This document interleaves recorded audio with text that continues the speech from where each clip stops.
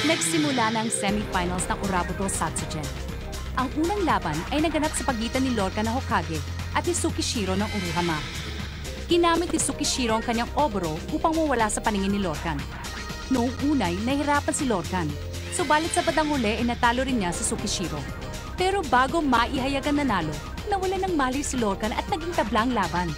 Sinamahan siya ni Ana palabas ng arena upang magamot. Sisimulan na ang susunod na laban. Kambal na Dragon, isang tusong duplikado. Tapusin na natin to habang maaga. Okay, ayan na siya! Ang susunod na lalaban ay ang kapitan ng Kage Team, si Reka Hanabishi! Mag-iingat ka sana, Reka! Pwede ba, Tanya? Mahiya ka naman sa pinaggagawa mo. Wala namang masama sa ginawa ko ah! Anong wala? Ipagpauman niyo, pero simula ngayon, ako nang papalit kay Laika bilang tagahatan ng labang ito. Mahal? Ha? Anong ginagawa mo rito? Hindi ba dapat kasama mo si Lorcan? Ba't nandito ka sa loob ng ring? Alam mo kasi, nag-aalala ko na gusto sa'yo eh. Excuse me, hindi ka pwede dito sa ring. Kung nagawa kang halikan ni Tanya, kaya ko rin. Halikan mo ako. Ha? Akala ko ba may ninja? Ana naman! Mga hangal. Ano? Si Ana! Sumabog!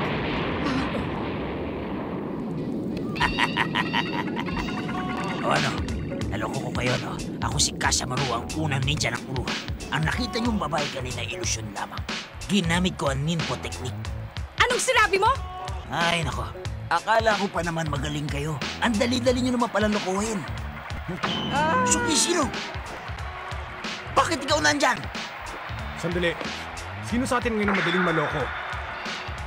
Ninpo substitution. Masakit man aminin, pero kahit kailan ay hindi ako tinawag na mahal ng aking prinsesa, kaya kita nabuko. Wala nang mas gagaling pa sa akin na ninja. Ni hindi man lang kamukha ng prinsesa ko ang ginawa mong prinsesa. Unang-una, masyadong pwet ang ginawa mong prinsesa. Magagalit si Ana kapag narinig niya yan. Oo nga. Max! Naku, nagsisimula na po ang laban. Max naman! Wala ka ng pagkakataon ngayon para tumakas! Ang daldal mo naman! Ako ang pinakamagaling na ninja!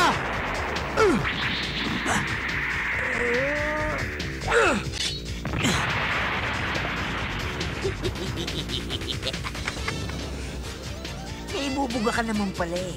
Kaya lang, hindi nababago na maging ninja yung pagmumukha mo, Reka. Bakit? Ano ba akala mo sa sarili mo? Crush ng bayan? Huwag mo akong insultuhin ng ganyan! Tingnan na lang natin ngayon kung sino mas magaling na ninja sa ating dalawa. Sige, kung yan ang gusto mo, pagbibigyan kita! Isang flame dragon, ha? Ngayon, magugulat kasi ipapakita kong ito sa'yo. Ninpo, salamin ng impyerno! Ano yan? Hindi ba yan ang isang flame dragon? Sinatere! Pareho sila ng kapangyarihan ni Reka. Pero teka, paano siya nagkaroon ng flame dragon? Bakit pareho sila may apoy? Kahanga-hanga! Kaya rin pa rin ni Kasamaru gumawa ng flame dragon katulad ng ginawa ni Reka. Akala mo ba espesyal ka dahil nagagamit mo ang iyong flame dragon? Hindi mo alam na kaya ko rin silang tawagin. Ha? Imposible! Ang tunay na pinuno lamang na angkan ng Hokage ang maaaring tumawag sa mga flame dragons. Pero bakit? Paano? Baka akala mo hindi totoo ang kapangyarihan ng aking flame dragon. Bakit hindi natin subukan? Ryunoen, ikalawang dragon! Nadare, Danen! Asar! Kahit kailan hindi na nanalo mga nangungope lang! Dadare! Danen!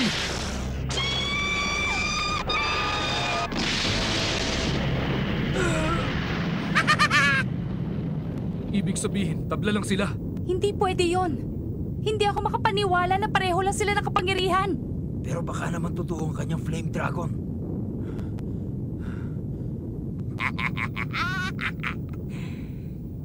Para ka nasabugan ng granada sa mukha. Ryunoen, ikatlong dragon! Homura! Ano? Kaya rin niyang gayahin si Homura? Homura Ben N! Hindi ka na nakakatawa! Ito ang tunay! Homura!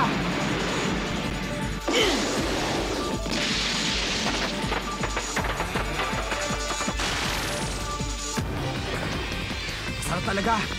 Pati na rin si Homura, natalo niya. Ito gayahin mo! Saiha! Engine! Hindi ka pa rin nadadala hanggang ngayon? Saiha! Engine! Tumigil ka na! Hindi mo kayang talunin ng mga tunay na Flame Dragon! Ako ang dapat magsabi niya dahil ako ang pinakamagaling na ninja sa ngayon.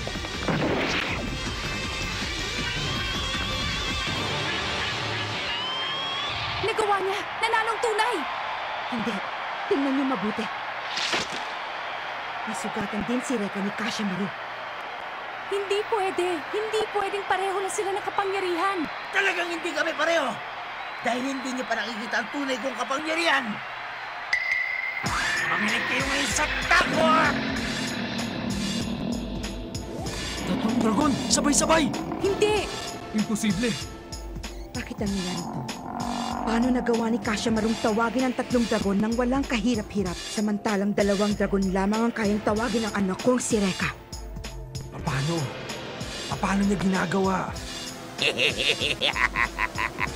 Sabihin mo sa akin, sino ngayon na mas magaling na ninja sa ating dalawa? Tingnan mo ang galit ng 3 dragon! Ryunin, ikalawang dragon, Madoka Kekaien!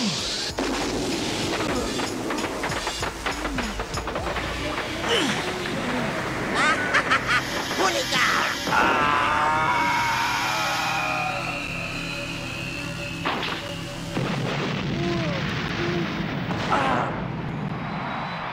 Reka! Kuya Reka! Nakapagtataka. Si Kashamaru ay hindi isang Flame Master, subalit nakakaya niyang kontrolin ng mga Flame Dragon. Maano na tinatago siya. Pero ano? Ano? Kakaiba na po ang mga nangyayari. Sa simula, ang lahat po ay umaasang si Reka mananalo. Pero ngayon, mukhang hawak ni Kashamaru ang alas ng laban. Ano, Reka Hanabishi? Hanggang dyan na lang ba talaga ang kaya mo? Siguro yung oras na para tapusin na natin to.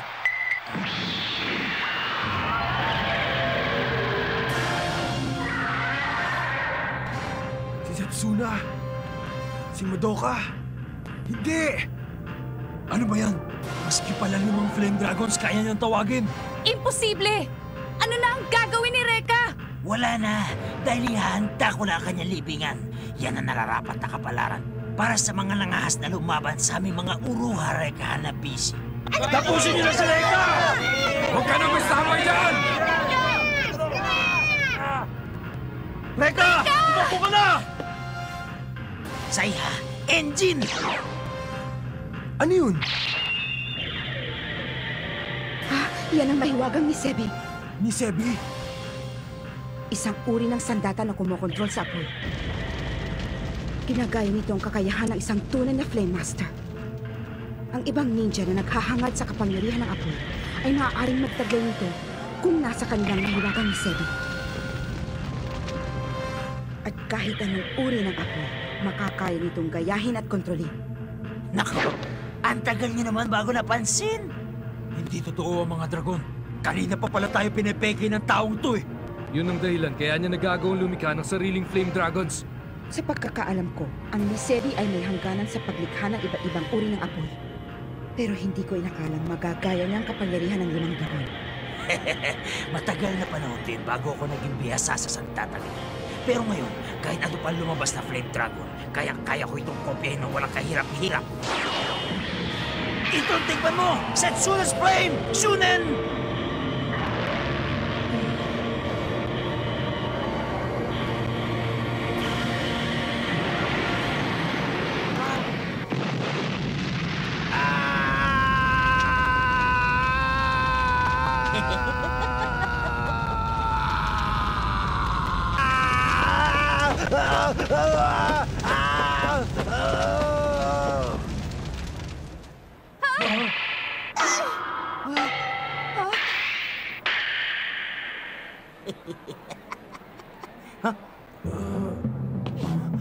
Magbabayad ka sa akin ngayon. Imposible to. Nakaya pa rin niya tumayo pagkatapos ko sasunugin. Wala na siyang itatagal pa. Wala nang pag-asa pa manalo si Reka. Wala akong pakialam. Hindi ako basta-basta patatalo sa isang pipitsuging katulad mo lang. Kung gano'n, itutuloy ko lang ang gagawin ko hanggang malagutan ka ng hininga. Tanggapin mo ito, Reka!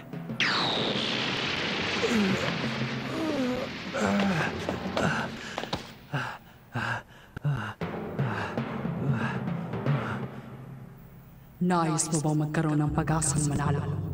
Sino ka? Siguradong isa ka sa 8 dragon! 8 dragon? Mukhang nagpipili na si Reka. Bibigyan kita ng isang pagkakataon. Subalit kailangan mo muna makapasa sa pagsusulit. Anong pagsusulit? Noong unang panahon, may isang manunulat na lumikha ng kanyang pinakamagandang nobela. Sa kasamaang palad, ginaya ang kanyang obra at kinitong parang sa kanya. Sinasabi ng isang manunulat na kanya ang nobela. Subalit sinasabi rin ng isa na sa kanya rin ito. Paano mo malalaman kung sino ang nagsasabi sa kanila ng katotohanan? Sagutin mo! Napakadali naman ng tanong mo. Ha? Ipatuloy mo sa kanilang kwento ng sabay. Hindi makakatuloy ang huwad na manunulat! Kung gano'n, pinahihintulutan kita para magpatuloy.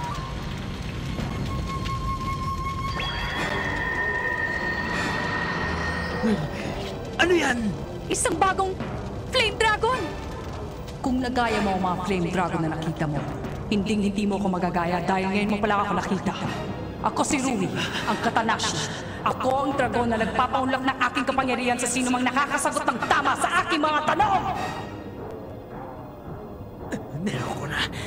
Hindi ko akalain na sa bandang huli lalabas ang ika-6 na Flame Dragon.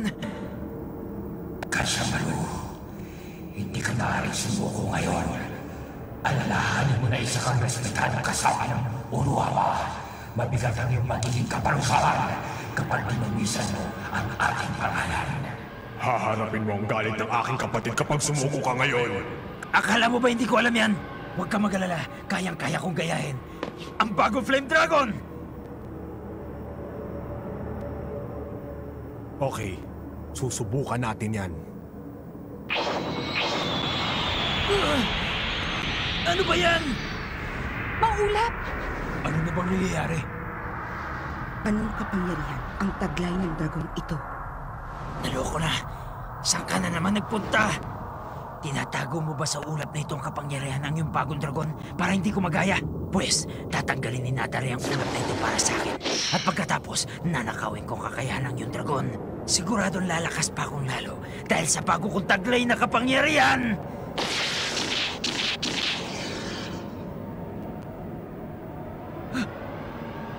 Dapat sumabog na yun ngayon ah! Bakit? Reka! Lumabas ka na dyan! Huli ka! Bakit mo inatake sarili mong kakampi? Patawad, Master Gasakura. Nakita mo na. Dapat kami ang pangkat na umusad sa bahaging ito ng paligsahan. Prisyo! Hindi maaari ito. Ang alam ko pinatay ka na ni Magensa. Bakit ka pa nabibigla? Ano? Boses ko rin yun ah!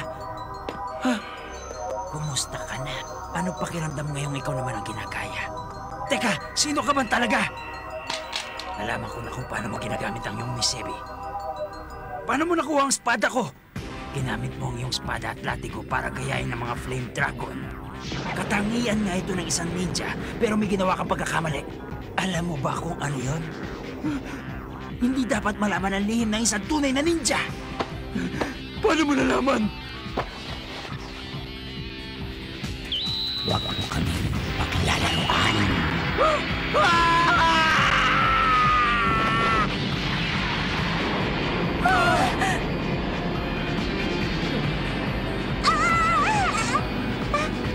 Reka! Ngayon, nauunawaan ko na ang kapangyarihan ng Flame Dragon na si Rui. Ang lahat na nagganap ay ilusyon lamang. Isa itong apoy ng ilusyon. Sina Master Kasakura, Brisyo, at ang isa pang katulad ko ay mga ilusyong nilikha ni Rui. Tama, sinabi sa akin ni Rui kung paano.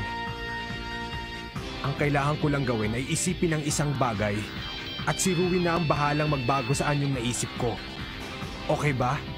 Yan ang aking Ryunoen, ika-6 na dragon, Rui. Hindi ako makapaniwala. Natalo ko. Reka Hanabishi laban kay Kashimaru. Walang duda.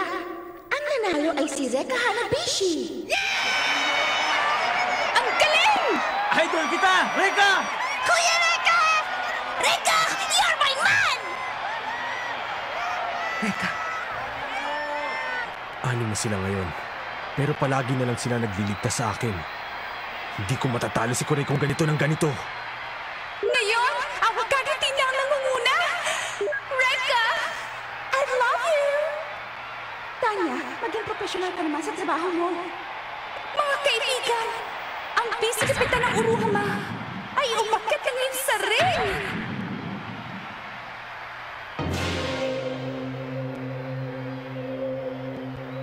Mukhang napakalit ng ring pagkatapos na umakyat nito. Anong kapangyarihan kaya meron ng isang yan? Kasakura, bago ka lumaban, bigyan mo muna ako ng ilang sandali. Ano yun, kuya? Kailangan mapalusahan ko muna ang mga dumumi sa dangal ng ura-uruha. Naaawa ko sa inyo pero dapat ipinapanalo niyo ang inyong mga laban. Paalam, Tsukishiro. Paalam, Kashimaru.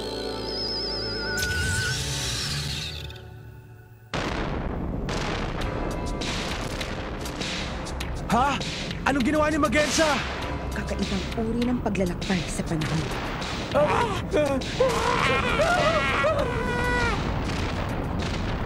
Wala na kayong matatagpuan pa habang buhay kayo'y maliligaw sa kawalan.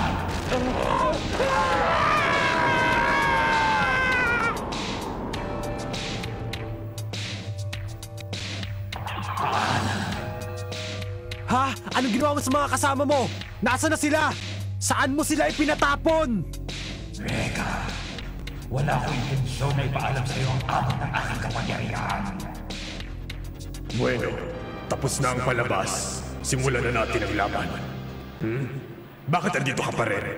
Akala ko ba si Aira na ang aking makakalaban? Nakalimutan mo na ba?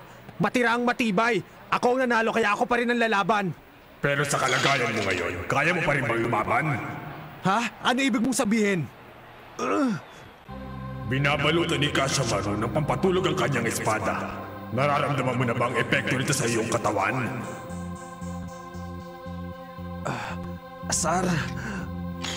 Pero dahil kagustuhan mong manatili sa loob ng ring, tuturugin na kita.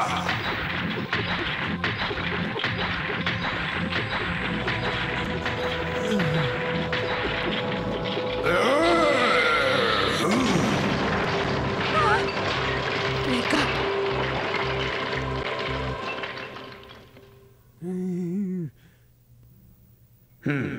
Dapat kanina ka pa umakyat dito. Ginamit mo mga ito sa unang bahagi ng laban, hindi ba? Huwag kang mag-alala. Ako nang bahala sa halimaw na ito. Kaya matulog ka muna. Yung nakasagupa ako nung una, pipitsugin lang. Tapos hindi pa ako nakalaban nung ikalawa. Sabihin na natin medyo kating-kating na ang kamay ko para makipag-away. Max! Buhati mo si Reka! Oo. Handa na ako! Para lumaban sa'yo!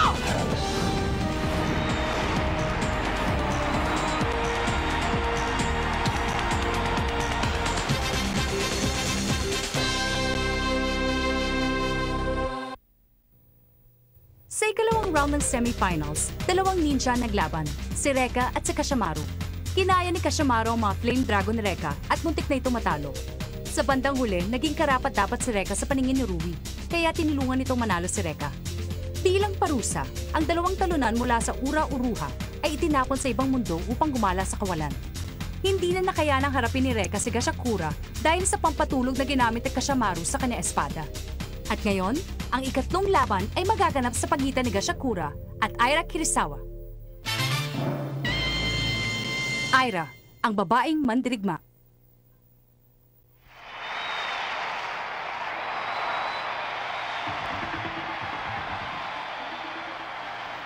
At ngayon, ang laban sa pagitan ng Hokage at Uruhama ay...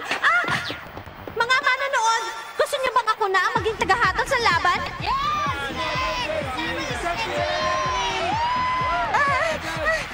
Ako na una dito! Gusto nila ako eh. Oo nga! Sige!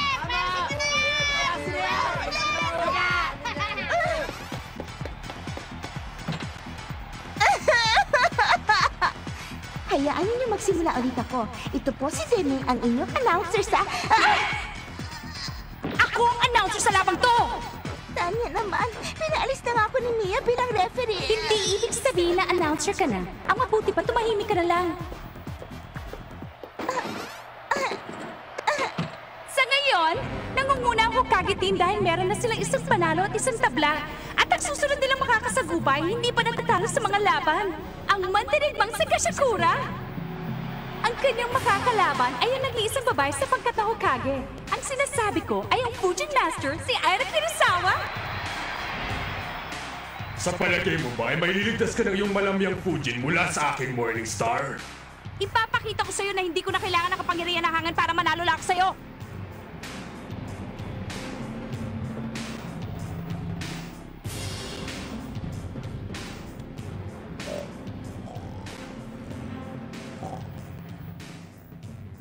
Hindi na ako nangunguna. Sino bang mag-aakala na makakatagal ng kanya ng mga batang yan? Sa pinapakita nila ngayon, malamang na makakariting pa sila sa finals.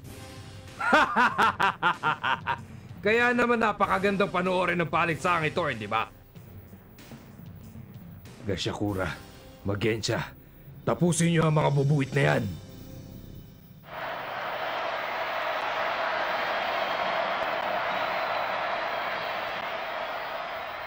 Laban sa pagitan ni na Aira Kirisawa at Gashakura, simulan na!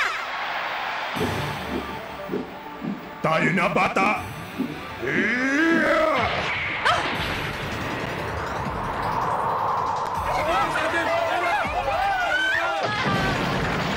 Nakakabilib ka! Etong subukan mo!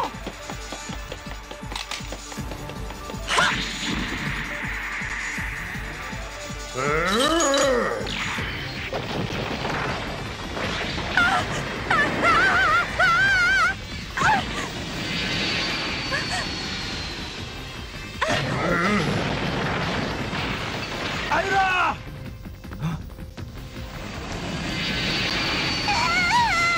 Ayoko na! Hindi na sana ako nakialam kay Demi!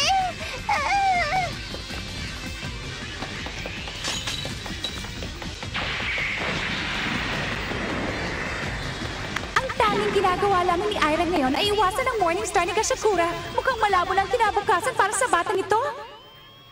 Marami na rin kami pinagdaanan. Natalo namin ang Ku, Uruha Maboroshi at ang Uruha Oto.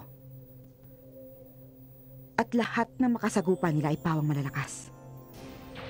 Pero kakaiba ang dalawang ito.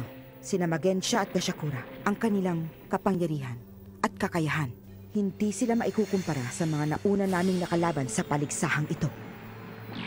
Ito ang magiging pinakamahirap sa lahat ng labang hinarap ni Aira. Naku po naman! Ayaw ko na sabi. Busog na ako.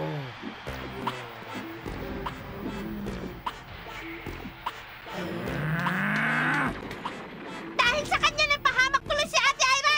Kakatulog na nga! Nananaginip pa! Kumising ka!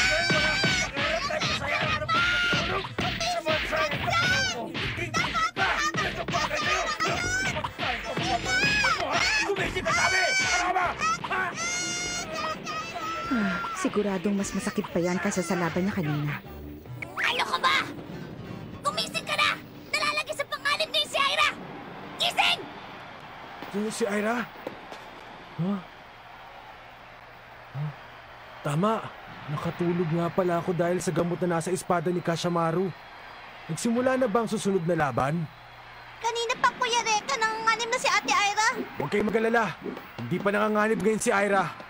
Pero Anong ibig mo sabihin, Reka? Pagmasdan mo mabuting mukha ni Ira.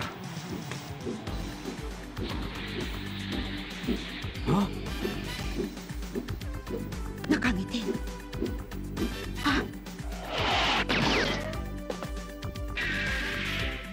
Hindi po natin alam kung bakit nakangiti pa rin si Ira. Nakangiti ba siya dahil wala ng pag-asa? O nakangiti siya dahil mananalo siya? Ano bang nakakatawa, Ira? Huwag kang masyadong mayabang dahil wala pa sa plano kong magpatalo sa isang babae. Hindi ako nagyayabang. Maganda lang ang pakiramdam ko. Maganda? Oo naman. Simula nang sumali ako sa paligsaang ito, ang nakalabang ko lang ay yung matatawag mong isang duwag na lampa. Ano? Wala kang karapatan para tawagin akong duwag at lampa!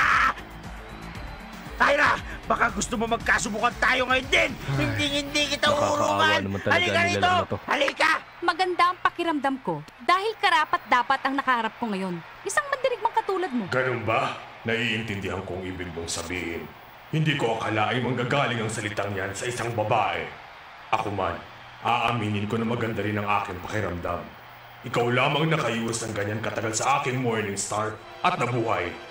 Subalit hindi pa rin tayo naglalaban kung puro iwas at ilag na lang ang gagawin mo. Nakakatawa ka naman. Sa palagay mo ba purong iwas at ilag lang ang ginagawa ko? Ano? Bakit hindi mo tignan ng mabuti yung bakal mong bola? Baka mabigla ka. Tingnan niyo, ang mga tinig sa Morning Star na wala ng lahat. Tiyak na mababawasan ang kapangyarihan nito.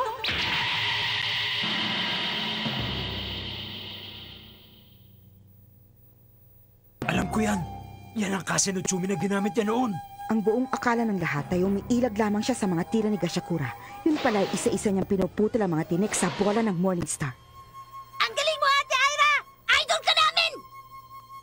Wala ka nang maitatago dahil alam ko ng lahat ang galaw mo. Maaaring nawala na nga ang tinig.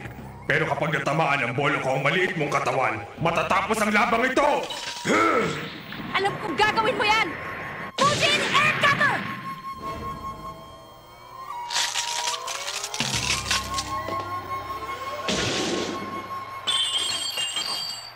Anong? Malamya pa ba ang hangin ko?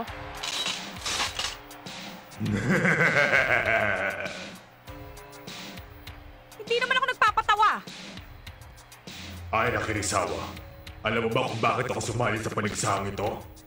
Malay ko. Ngayon pa lang tayo nagkakilala, no? Hindi ako ambisyoso kagaya ng aking kapatid. Baliwala rin sa akin ang gantimpalang nakalaan para sa mananalo. Nandito ako para makasagupan ng mas malakas na kalaban. Subalit wala pa rin nakakatapat sa aking kakayahan. Akala ko'y hindi na ako makakahanap ng katapat. Hanggang sa makaharap na nga kita. Sa wakas, may makakasagupan na rin ako makakasubok ng aking lakas. Alam kong ikaw na ngayon. Tingnan natin kung sinong unang babagsak sa atin. Ito ang aking tunay na kapangyarihan!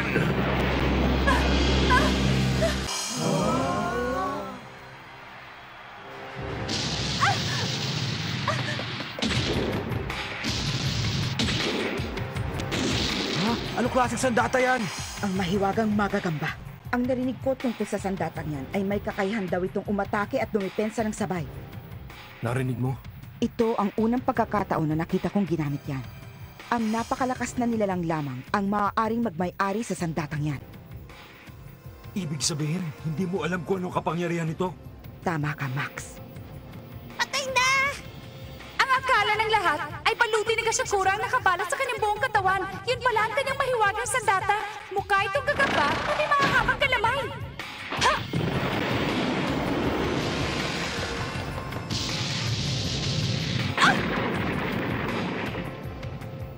Pambihirang kapangyarihan.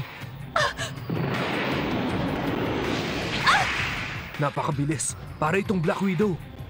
Paano yan? Hindi makalapit si Ira sa kanya. Mukhang balak ni Ira makipaglaban sa labas ng ring. Itong tanggapin mo ngayon! Ano yun?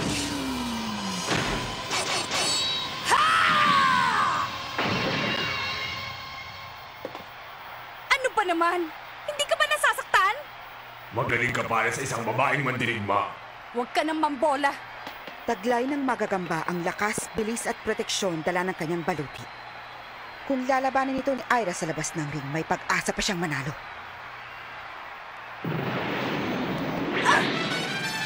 Kazay na Tsume!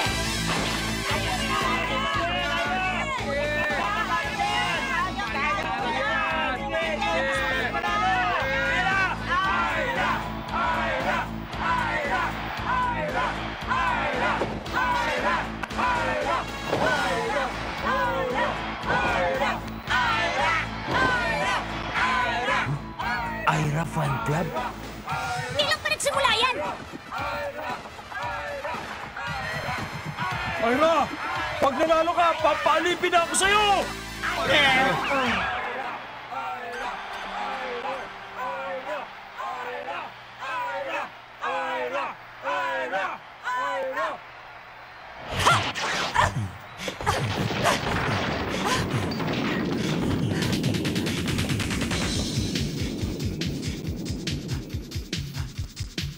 Nasaan siya?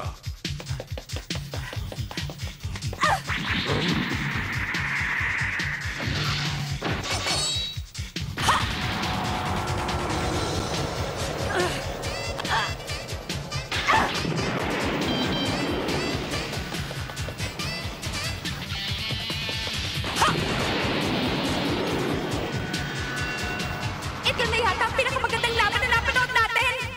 Ang kapangyarihan ni Kashakura at ang bilis ni Aira ay sumakap na sa buong arena! At nagsisimula pa lamang ang laban! Ano bang ginagawa mo, Gashakura? Pumusta ako sa Uruhama ng 20 milyon! Mukhang mananalo pa yata ang kalaban. Pag natalo sa Gashakura, mamumulubi ako! Huwag kang mag-alala, hindi pa tayo nakakasigurong mananalang Hokage sa labang ito.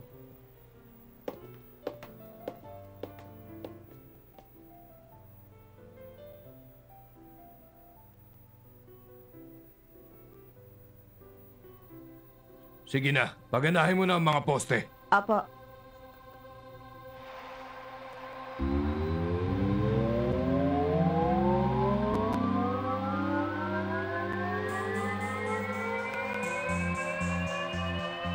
Ano nangyayari sa mga poste?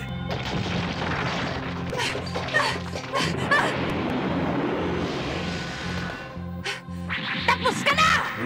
Huli ka na! Kazay na Tsume! Ha! Wag!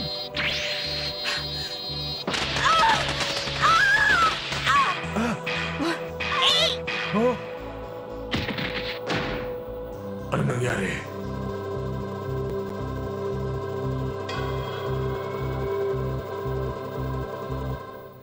Hindi po natin alam kung anong nangyayari kay Aira.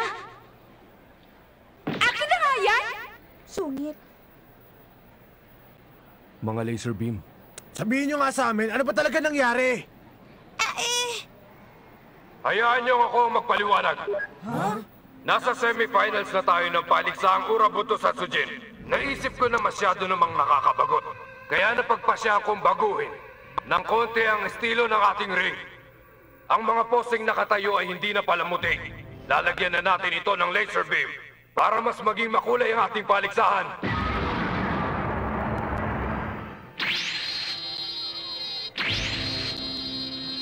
Kung ganun, ang mga posting yun pala ang kumokontrol sa laser na nakapaligid sa ring. Master! Nakakatakot naman! Siguradong masusunog ka kapag sumayad ka dito. Sukdulan na talaga ang kanilang pandaraya. Delikado ito. Nalalagay na ngayon sa alanganin si Aira. Natatakasan niyang galamay habang nasa labas siya ng ring. Subalit ang nangyayari ngayon ay mahihirapan na siyang makagalaw upang maiwasan ng tuluyan ang magagamba ni Kashakura. Kung ganun, hindi na pwede lumaban si Aira sa labas ng ring. Mahihirapan na siyang iwasan ang kalaban. Gagawin nilang lahat para lang manalo. Duwag! Mga kontrabida kasi! Kaya wala na kayong magawang matino! Madadaya! Hindi mo pwedeng gawin yan sa amin! Paano pa kayo makakalaban kung lalagyan mo ng harang ang ring? Talagang mabulaklak ang dila mo, Reka Hanabishi. Yun nga lang, kapag hindi ka pumayag sa kondisyon ko, madidisqualify si Aira. Ano? Reka! Magpapatalo na lang ako kesa ma-disqualify. Aira! Hindi ba napaso ang likod mo? Ni hindi nga ako nasaktan eh. Imposible yon. alam kong nagkukunwari lamang siya. Ate Ira!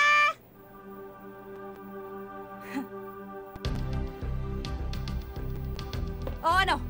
Hindi pa tapos ang laban natin, ha? Pero Ira, Sige na! Simulan niyo na uli ang laban! Asar! Binabati ko ang mananalo sa inyong dalawa. Simulan natin muli ang laban! Gaya na inyong narinig, ang labang ito ay nakapaloob sa ring na may laser na harang. Isang deathmatch. Abangan natin ang mangyayari sa mga kalahok.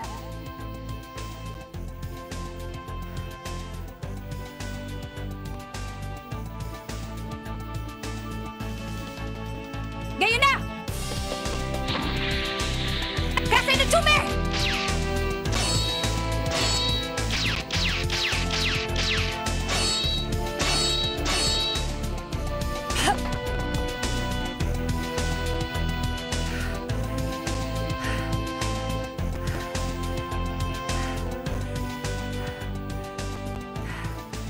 Anong problema mo? Ba't hindi ka pa umatake? bakit hindi ka pa sumuko? Malalim ang sugat na tinanggap mo kanina. Sumuko pala! Nakakalaban pa ako kaya huwag mo akong alalahanin. Sa lahat ng ayoko yung kinakaawan ako.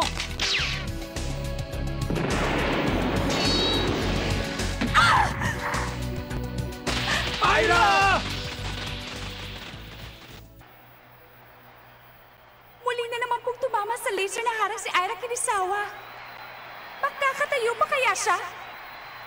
Malabo nang makatayo pa siya pagkatapos niyang tumama sa laser ng ring.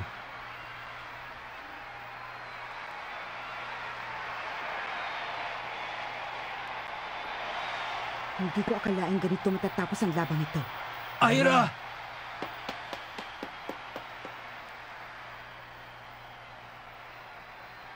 Dalian mo para mailigtas pa namin si Ira. Sa kalagayan niya ni Ira, mukhang hindi na siya makakalaban pa! Sandali lang! Ha? Kaya ko pang lumaban.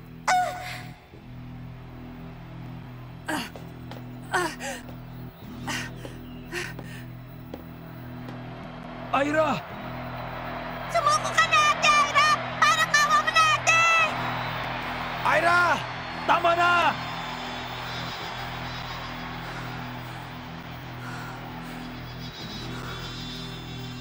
Kahanga-hanga ang babaeng ito. Pagkatapos niyang tumanggap ng matinding hirap, nababasa ko pa rin sa kanyang mga mata pag nanasang lumaban. Kung ganon, hindi ko siya bibiguin. Ibibigay ko rin ang lahat ng aking makakaya!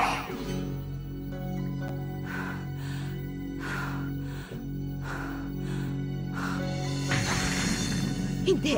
Tatapusin niya si Ira! Kapag tumama ulit siya sa laser, talagang katapusan na ni Ira ngayon. Ira!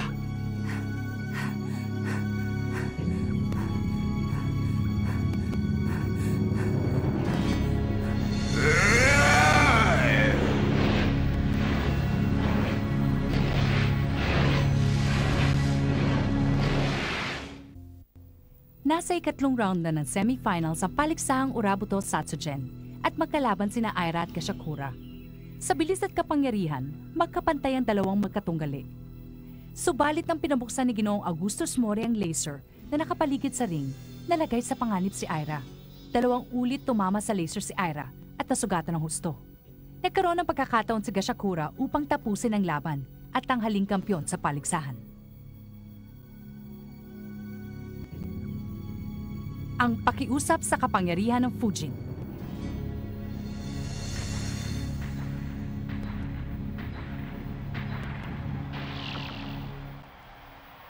Ira! Ate Ira!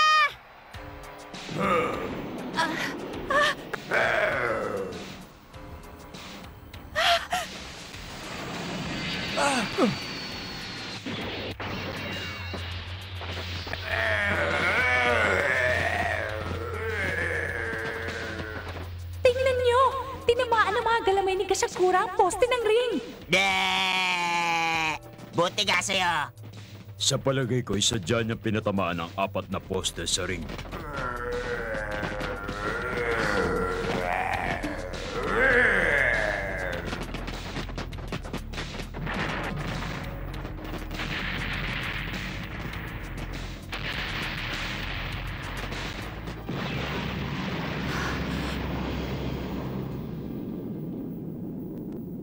Ang buong laser net.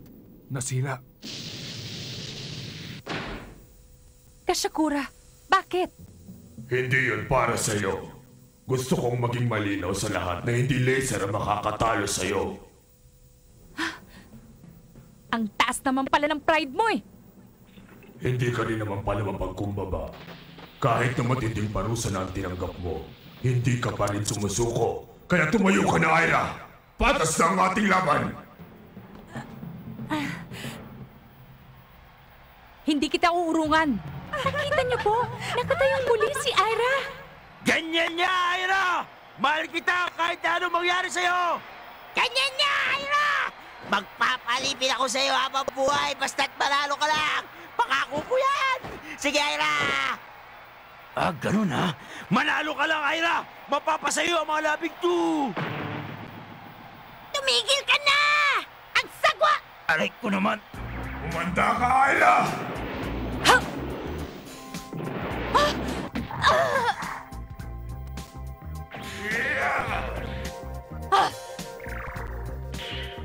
Etong sayo!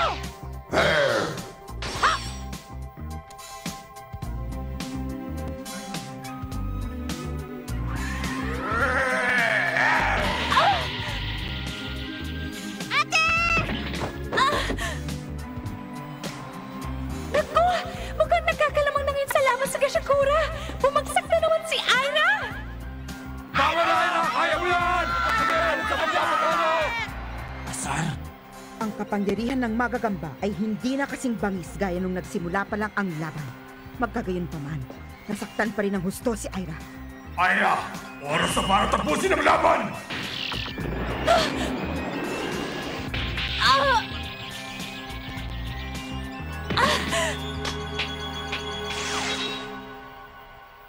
Ang kaso na Chume! Nalaglag! Bagsak! Sa palagay ko, hindi na muli makakabangon si Aira. Sa wakas, tapos na. Sa palagay ko, hindi na muli makakabangon si Aira. Sa wakas, tapos na. Aira! Aira! Ginawa niyang lahat ng kanyang makakaya. Maging si Gashakura ay hindi na rin makalalaban pa.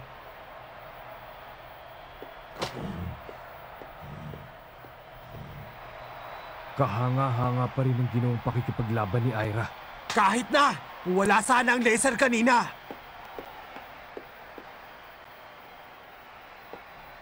Sa kalagayan din ni Aira, hindi na po siya Ha? Sandali. Kaya ko pa. Aira! Tama na! Wag na! Bakit? Bakit hindi ako makagalaw? Alam kong kaya ko pa rin lumaban pero... Nakikiusap ako sa iyo, Fujin. Bigyan mo pa ako ng isa pang pagkakataon upang makalaban kahit na konting sandali na lang. Ang hatol sa labang ito, dahil hindi na makatayo si Aira Kirisawa, ang nanalo ay walang iba kundi si Gashak... Ha? Ano yan?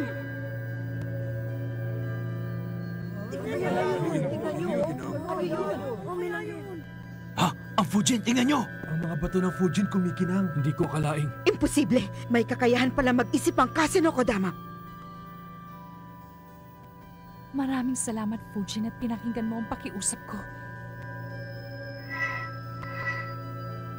Eh di kung ganun, pipilitin ko makabangon para makalaban.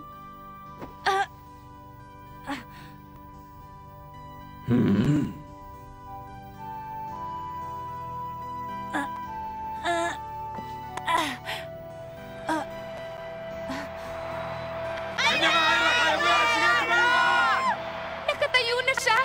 Nakatayo na po si Aira Kirisawa muli! Saludo ako sa iyong katatagan. Magaling ka talaga. At ikaw rin naman. Ha? Huwag, Aira! Huwag mong tanggalin ang mga kristal!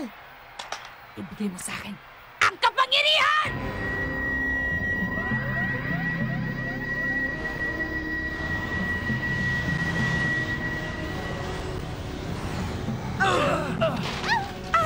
Mga kaibigan, isang malaking ipo-ipong ginagawa ngayon ni Aira. Demi, mikropono ko yan!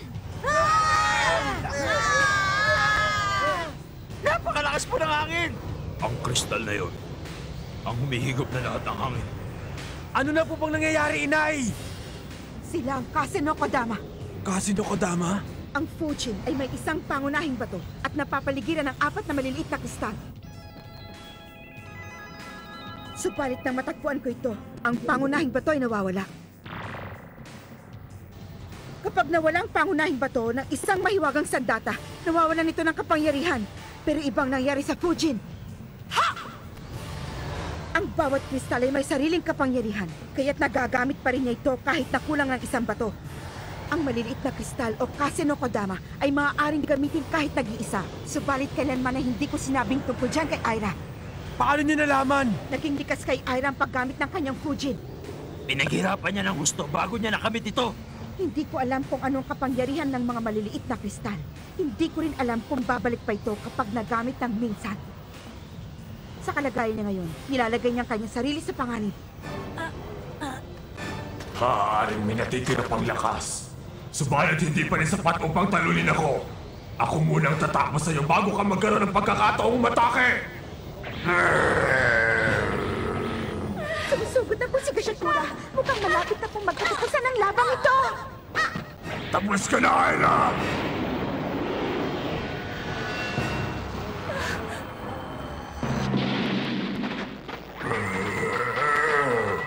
Saan nanggagaling ang liwanag na yun? Nakakasilaw!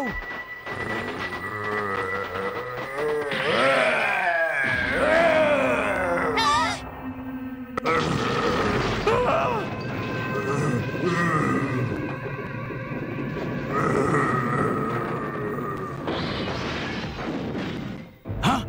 Tingnan nyo! Ang mga galaman ni Gasakura!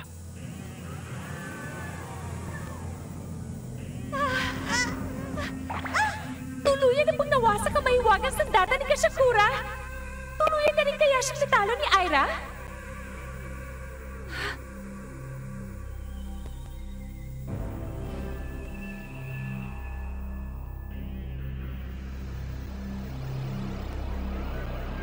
Makikita na natin ang tunay na anyo ng kristal.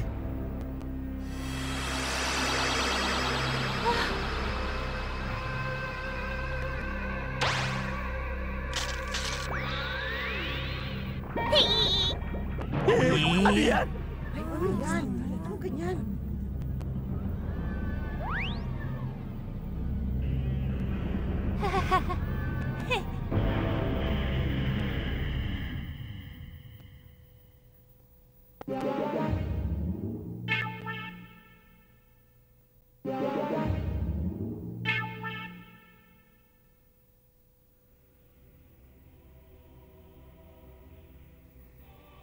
Anong uri ng nilalang ka ba? Duda ako sa isang yan. Baka aso o kaya'y lobo. Di bale, cute naman! He!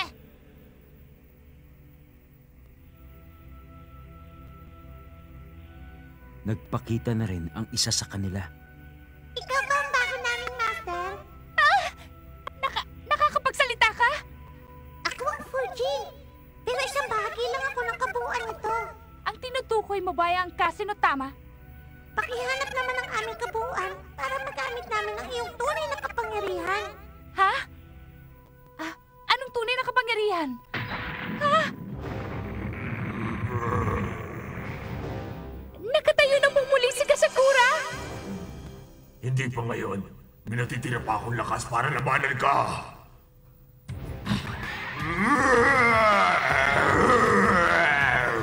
Ibanta mo ako sa kanya! Ha? Dali mo!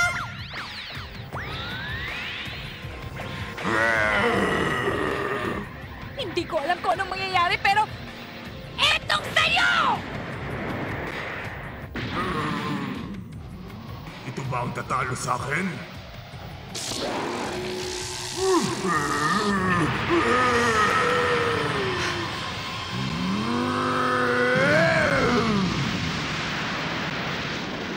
Wow!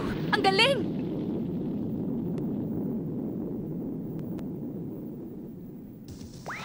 Nabigla ka ba? Yan ang isa naming kapangyarihan, ang Kasadama o Windball. Kasadama? Hanggang sa muli, Master. Madaliin mo ang paghahanap sa aming kabuuan, ha? Aasahan namin yan. Teka, sandali lang, Fujin! May mga tanong pa ako!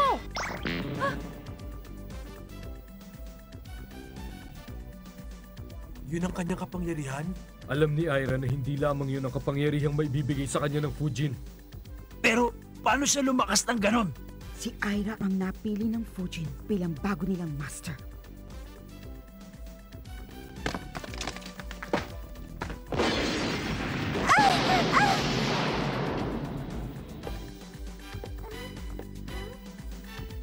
Hindi na po makakalaban si Gashakura, kaya ang nanalo si Aira Kirisawa! Aira! Ang galing mo talaga! Ang galing mo! Galing ni Aira!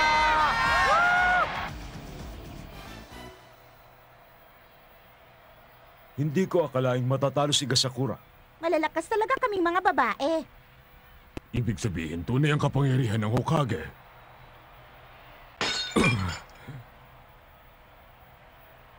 Hindi na ako maaaring magmasid na lamang dito. Kailangan may sagawa na namin ni Magensya ang aming mga plano. Ang galing mo, Aira! Isa kang angal. Nagdedelirio na kayo kaagad sa kasiyahan. Nakakalimutan yung ako ang huling makakalaban ng inyong pangkat. Magensya.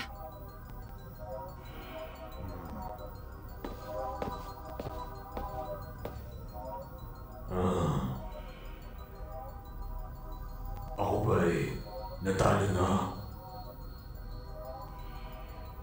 Kuya, Wala ka ring silbi. Teka! Ano ba yan? Hindi ko kayo kailangan sa huling laban ng paligsahan. Napakasama niyang talaga! Pati sa sariling kapatid.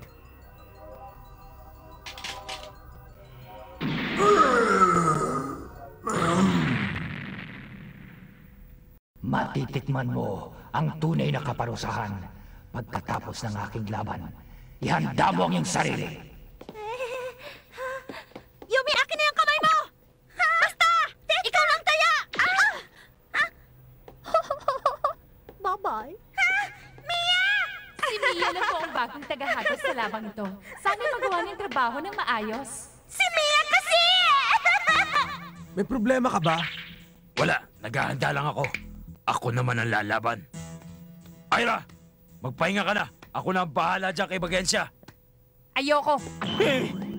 Ano? Bumaba ka na dyan, Aira! Mamaya na! Hindi ba matira-matibay ngayon? Nanalo ako, kaya ako pa rin ang lalaban. Pero masyado ka na maraming sugat. Bumaba ka na dyan, sabi eh! Ayoko.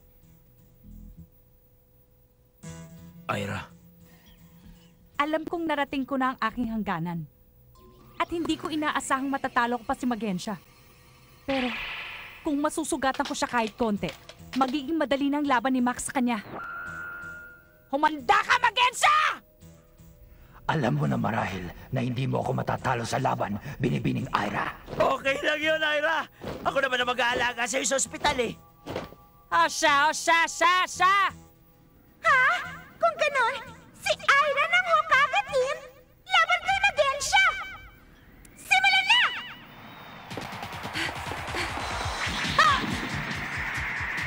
Ayos! ang bilis! Pwede pang lumaban! Para sa aming tagumpay! Ha?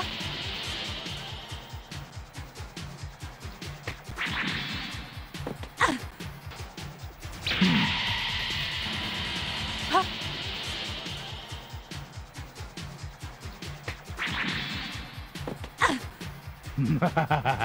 Pasensya ka na kung hindi ako nasaktan, binibining Aira. Hindi man lang siya nasaktan. Pwede ba yun? Kilalanin ninyo ako. Ako ang pinuno ng Uruhama, si Magensya. Ako ang taong immortal. Ano raw? Taong immortal? Lokohin mo ang lelo mo! Sinungaling! Huwag kang maniwala sa kanya, Aira! Kukunwari lang yan! Reka! Max! Ha? Wala akong tinamaan. Tumagos lang ang patalim ko sa kanya.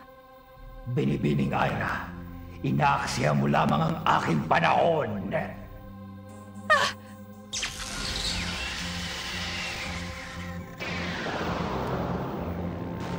Yan ang... Diyan din niya dinala sina Tsukishiro at Kashamaru.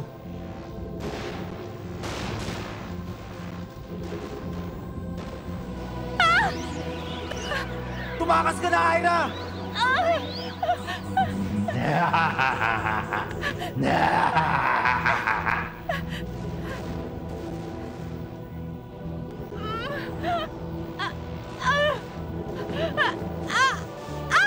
Ira! Paalam, binibining Ira. Wala ka nang magagawa pa. Ira! Bumalik kayo! Kapag nahigot din kayong dalawa, matatalo na tayo. Kailangan makarating sa final sa buong pangkat na Hokage. Pero Ira, Pasensya ka na, Max, dahil hindi na kita matutulungan pa. Alam ko namang matatalo mo siya. Ira!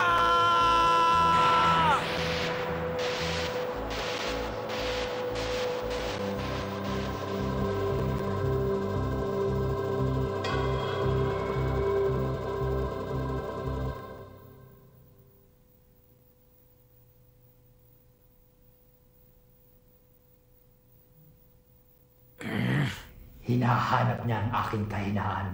Lamang ay nabigo siya. Napakabuti niya talagang kaibigan sa inyong lahat. Kuya, isa siyang magiting na mandirigma. Bakit mo siya dinala sa iyong lugar ng kawalan? Anong lugar yun? Reka, hindi mapatay si Ira. Siya ay naka... Kuya, Tumigil ka. Reka! Hindi pa siya patay at nasa lugar lang daw siya ng kawalan. Kaya naman hahanapin ko muna siya. Ira! Andyan ako! Alam kaya niya kung anong ginagawa niya. May palagay akong hindi niya alam. 10 taon ba na hindi niya makikita ang aking lugar ng kawalan? Tumigil ka na sa katatawa mo dyan. Hindi mo ba sasamahang maghanap ang iyong kaibigan? Naniwala siya sa aking kakayahan, kaya hindi ako aatras sa labanang ito. At kapag natalo na kita, sasabihin mo sa akin kung nasaan na siya. Ikaw, tatalo sa akin. Oo. Pupunitin ko yung maskara mo para ipakita sa lahat ang napakapangit mo mukha. Ganon.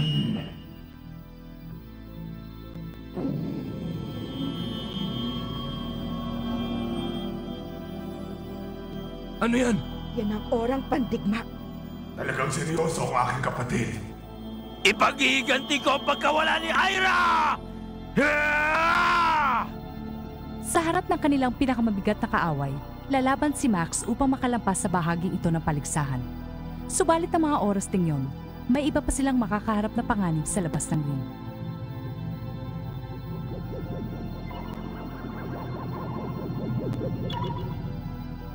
Habang ginagamot ni Ana Yanagi ang sugatang si Lorcan, papalapit naman sa kanya ang isang kampon ng kadiliman.